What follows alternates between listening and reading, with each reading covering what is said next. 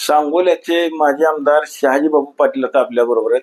बापू, राज ठाकरे आणि उद्धव ठाकरे आता दोघं बी भाऊ एकत्र आलेले आहेत आणि महानगरपालिकेलाही दोघांनी युती केलेली आहे. मुंबई महानगरपालिकेबरोबर नाशिक वगैरेच्या महत्वाच्या महानगरपालिकेत आम्हीच जिंकून येणार असा दावा देखील आज राऊत करतायत. दोन ठाकरे बंधू एकत्र आले म्हणून कोणत्याही महानगरपालिकेचा राजकीय दृष्ट्या काही परिणाम होणार नाही.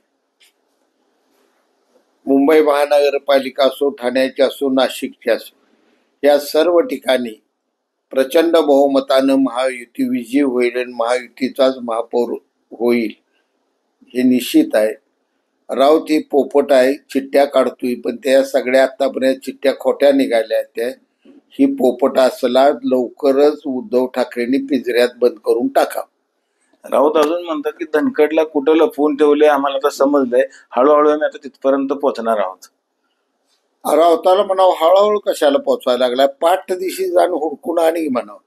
हा विषय भाजपचा आहे, ते आजारी आहेत, कुठं असतील, भारतीय जनता पक्ष वगैरे ही का लुडबुड करायला लागली.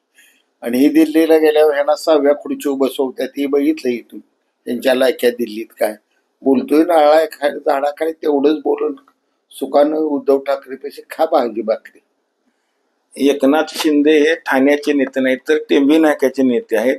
राज ठाकरे म्हणले होते की पैसे देऊन राजकारण जास्त दिवस टिकत नसतं, त्यामुळे यांच्या पैशातल्या गोळ्याच्या ढेपेला मुळे लागलेत असं राज ठाकरे बोलले, असं राऊत यांनी सांगितलं. राऊत काय बोलतोय ते ठाण्याचे नेते आहेत का महाराष्ट्राचे नेते आहेत हे महाराष्ट्राच्या कालच्या झालेल्या निवडणुकीत त्यांनी दाखवून दिलेलं आहे. मुख्यमंत्री पदावर असताना महाराष्ट्राची कालची निवडणूक शिंदेसाहेब, फडणवीस साहेब, अजितदादा ह्या 3 नेत्यांच्या नेतृत्वाखाली लढली गेली. मुख्यमंत्री म्हणून चेहरा शिंदेसाहेबांचा होता आणि आत्तापर्यंत कुठल्याही राज्यात असं बहुमत मिळालं नाही एवढं महायुतीला बहुमत मिळालं. या ठिकाणी शिंदेसाहेबांच्या नेतृत्वावर जनतेने शिक्कामोर्तब केलेला.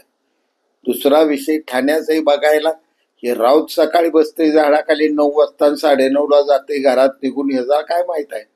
खेड्यापाड्यात फिरा, महाराष्ट्रात फिरा, मग शिंदेसाहेबांशी जनसामान्य जनता काय बोलती हे राऊतानं जाऊन बघावं, घरात बसून बोलू नये. संजय राऊतांनी काल जे पंतप्रधानांचे भाषण केलं त्याच्यावर देखील त्यांनी टीका केलेली. 12 वेळा तुम्ही भाषण केलं, आता 13वी तुमचे आलेले, आता तुम्ही घरी बसा, तुमचे लोक आता निवडून यांना, अशी टीका त्यांनी केलेली. मी मगाच सांगितले ह्या पोपटाच्या सगळ्या आतापर्यंत चिठ्ठ्या खोट्या निघालेल्या आहेत. पंतप्रधान नरेंद्र मोदी साहेब 13 वेळा काय ते 14, 15, 16 वेळा बी अजूनही झेंडावंदन करतील. आणि मोदी साहेबांचं झेंडावंदन बोलण्या एवढा ही मोठा माणूस नाही, आमच्या मताव्याला खासदार केला आहे. ह्याचं काय राजकीय विश्लेषण टीव्हीवाले तुम्ही त्या सारखं त्याला दाखवताय म्हणून त्याला झालेलं वाढलेलं महत्व आहे. हे बेडकाचा झालेला फुगून बैल आहे, बाकी ह्यात काय अर्थ नाही. पालघरचे पालकमंत्री गणेश नाईक यांनी एक वक्तव्य केलेलं आहे की एकनाथ शिंदे यांना लॉटरी लागलेली आहे, त्यामुळे ते मुख्यमंत्री झालेले आहेत, परंतु ते कसं टिकवायचं, काय टिकवायचं हे त्यांना समजलं पाहिजे. जनतेला सगळं समजतं की कशा पद्धतीने आली आणि कसं चाललंय. जनतेनं बघितलंय, महाराष्ट्रानं बघितलंय, देशानं बघितलंय, या देशातल्या जगातल्या 33 देशांनी यावर भाष्य केलेलं आहे. स्वतःची राजकीय सर्व अस्तित्व पणाला लावून केलेला हा उठाव होता आणि हा उठाव एवढा जबरदस्त यशस्वी केला शिंदे साहेबांनी की त्यामुळं संपूर्ण जगातली राजकीय सर्व विश्लेषक निश्चितपणानं आश्चर्यचकित झाले. आणि शिंदे साहेबांना हे नशिबाने मिळालं नाही, हे त्यांच्या कष्टाने मिळालंय.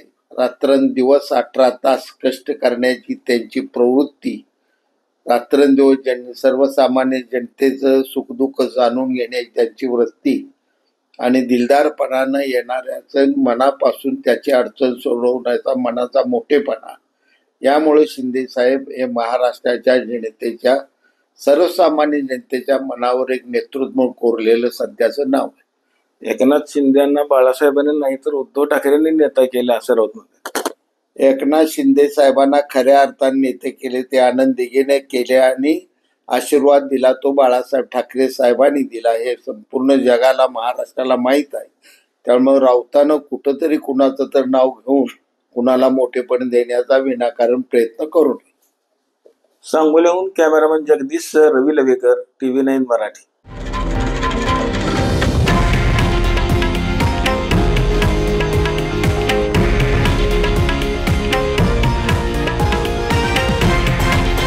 हे आहे देशातील नंबर 1 न्यूज नेटवर्क आणि आपण पाहत आहात TV9 मराठी, एकमेव.